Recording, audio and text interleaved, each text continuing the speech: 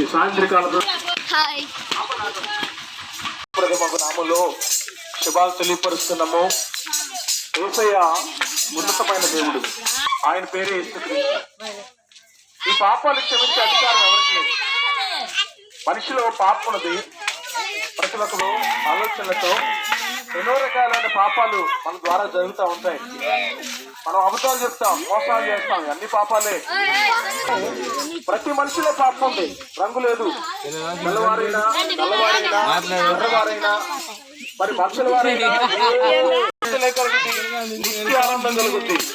ఇప్పటి వరకు మనం శాపంతో ఉంటాం, అనారోగ్యంతో ఉంటాం. ఎన్నో హాస్పిటల్ తిరిగినా కూడా రోగం కుదురుపడదు.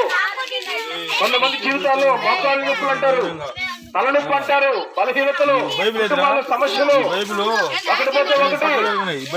మరి ఎంత చేసినా కూడా వృద్ధి ఉండదు. ఎంత సంపాదించినా కుటుంబాలు నిలవదు. కారణం ఏంటంటే యేసు ప్రభు లేకపోతే జీవితంలో ఆశీర్వాదం లేదు.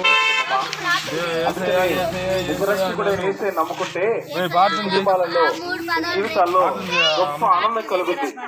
మీకు మంచి ఆరోగ్యం కలుగుతుంది. బిడ్డల జీవితాల పాపాలు మీరు ఒప్పుకుని యేసు ప్రభుని మీరు చేసుకుంటే ఇప్పటి వరకు మీరు అనుభవించినటువంటి ఆనందం యేసు ద్వారా మీరు అనుభవించగలరు. అందుకనే ఆయనకి పాపాలను క్షమించే అధికారం ఉంది, రోగాలను స్వస్థపరిచే అధికారం ఉంది. ఇంకొక మాట చెప్పనా, దెయ్యాలు వెలగొట్టే అధికారం కలిగిన వాడు యేసయ్య. ఆయన చూస్తే దెయ్యాలు భయపడతాయి. మంత్రాల వల్ల తంత్రాల వల్ల పోయినటువంటి దెయ్యాలు, మరి కుటుంబాల్లో గొడవలు పెడుతున్న దెయ్యాలు, అనారోగ్య సమస్యల ద్వారా వచ్చేటువంటి దెయ్యాలు, ఇవన్నీ పోవాలంటే యేసయ్య నువ్వు చేసుకోవాలా. ఎన్నాళ్ళు బలహీనతలో ఎంతకాలం అవివేకంలో మీరు బ్రతుకుతారు. అందరికీ సంప్రాప్తమైంది. ఒక్కడు వాడి నీతిమంతుడు లేడు. అందరూ పాపం చేస్తా మీ జీవితంలో ఈ పాపం ద్వారా వచ్చినటువంటి జీవితం మరి మీరు లోకంలో ఎక్కువ రోజులు ఉండడానికి లేదు. కొన్ని రోజుల తర్వాత ప్రతి ఒక్క వ్యక్తికి మరణం వస్తుంది.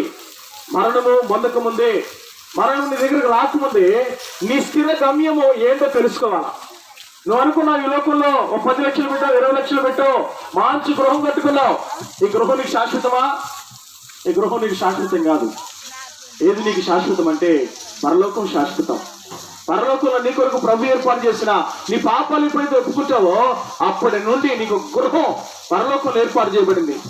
ఆ గృహంలోకి వెళ్ళడానికి అదే నీకు శాశ్వతమైన గృహం. ఆ గృహంలోనికి ఆహ్వానించడానికి ఆ యేసు ప్రభు నమ్మకమని యేసయ్య నేను పిలుస్తున్నాడు. చాచిన చేతులతో యేసయ్య నేను ఎందుకు పిలుస్తున్నాడు తెలుసా?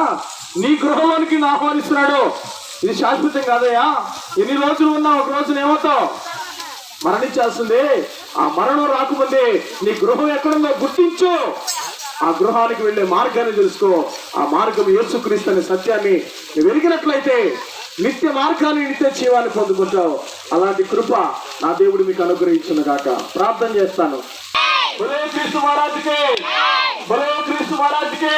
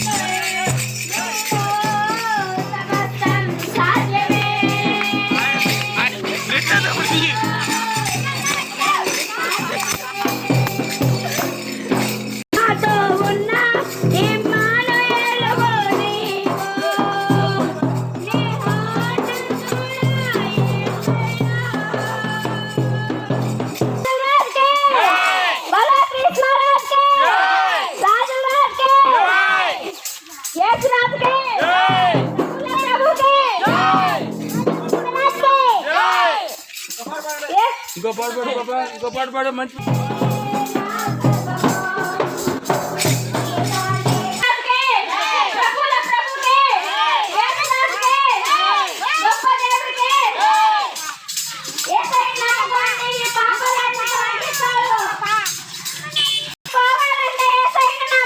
నమ్మాలి నమ్మాలి.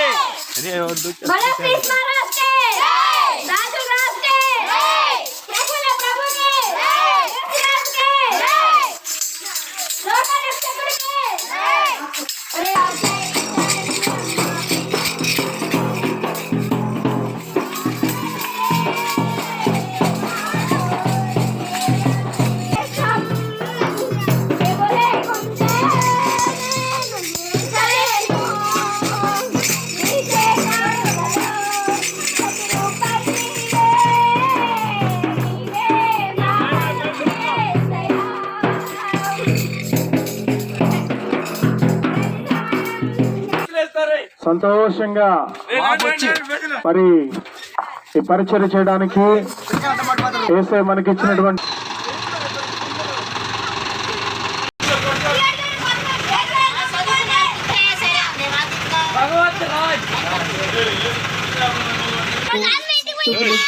వందనములు చెల్లిస్తున్నాం రాజా. ఇదిగో తండ్రి అయా ఈ సాయంత్రకాల సమయంలో నా తండ్రి మరొక దినం నా తండ్రి ఈ పల్లిపాల గ్రామంలో నా ప్రభా సువార్త నిమిత్తము వచ్చిన మా సంఘాన్ని అయా మీరు ఆశీర్వదించండి నాయనా. మేము కరపత్రికలు నా తండ్రి నాయనా అయా నీ బైబిల్స్ పంచి వెళ్తూ ఉండగా నా తండ్రి నాయనా అయా మాతో కూడా మీరు వెళ్ళి నా ప్రభా వారితో మాట్లాడండి, వారికి మారు మనసు కలిగి చేయమని వేడుకుంటున్నాను నా ప్రభా.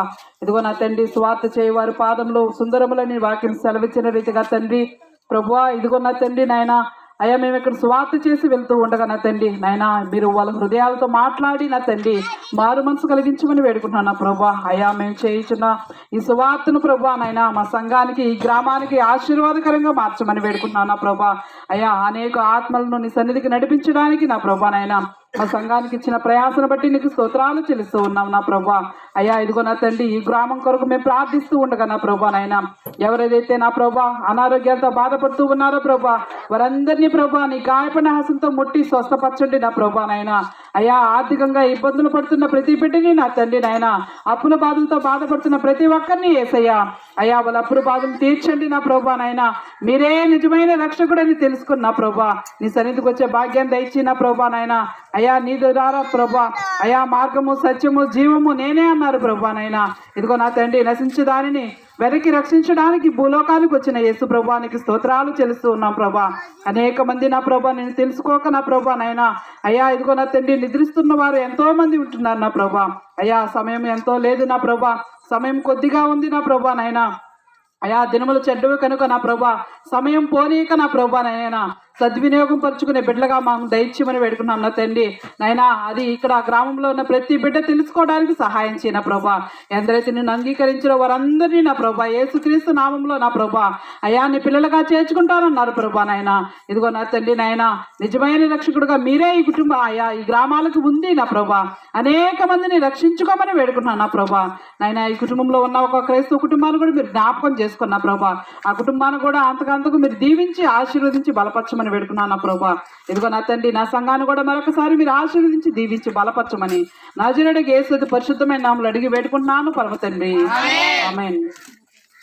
తండ్రి అయిన దేవుని ప్రేమ, కుమారుడిని యేసుక్రీస్తు కృపా పరిశుద్ధాత్మ దీవెన ఇక్కడ సువార్త విత్తి పాదము ధూళి విదిలిస్తూ వెళ్తున్న ప్రతి ఒక్కరి యొక్క ధూళి ఈ బిడ్డలకు ఆశీర్వాదకరంగా మారి విత్తబడిన ప్రతి వాక్యము నీరు కట్టి ఫలింపు చేసి ఇచ్చిన ప్రతి ట్రాక్ మరి బిడ్డల హృదయాల్లో విత్తనముగా మలిచి ఇవ్వబడిన బైబిల్స్ వారి జీవితాలకు ఆశీర్వాదకరంగా మారి వారందరూ కూడా రక్షించబడి ఈ ప్రాంతం ఒక క్రైస్తవేతరమైనటువంటి ప్రాంతముగా నిజమైన యేసును తెలుసుకునే గ్రామంగా ప్రభు పట్టుకొనును గాక.